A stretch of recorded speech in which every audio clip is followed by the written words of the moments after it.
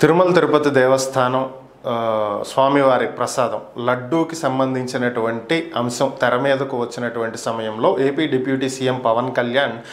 దేశవ్యాప్తంగా జాతీయంగా సనాతన ధర్మాన్ని కాపాడటం కోసం ఒక సనాతన ధర్మ బోర్డు ఏర్పాటు చేయాలి అని చెప్పి చేసినటువంటి వ్యాఖ్యలు, దానికి కౌంటర్గా ప్రకాష్ రాజ్ మాట్లాడినటువంటి వ్యాఖ్యలు అందరికీ తెలిసిందే. అయితే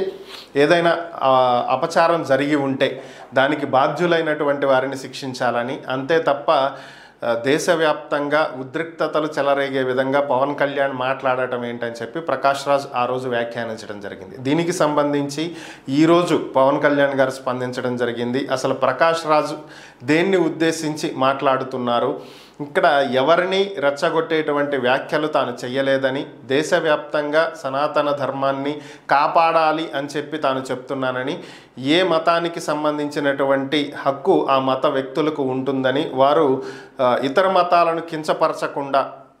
మాట్లాడేటువంటి స్వేచ్ఛ వారికి ఉందని, ప్రకాష్ రాజ్ ఏం చెప్పదలుచుకున్నాడు, ప్రకాష్ రాజ్ మీద ఎంతో గౌరవం ఉందని, వారంటే ఎంతో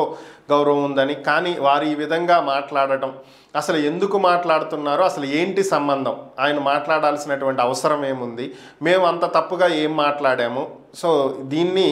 ప్రకాష్ రాజ్ ఆలోచించుకోవాలని, ఇలా మాట్లాడటం కరెక్ట్ కాదని, ఖచ్చితంగా ఏదైనా సరే తప్పు జరిగినప్పుడు ఆ అంశాన్ని ఎవరైనా సరే మాట్లాడతారని, కానీ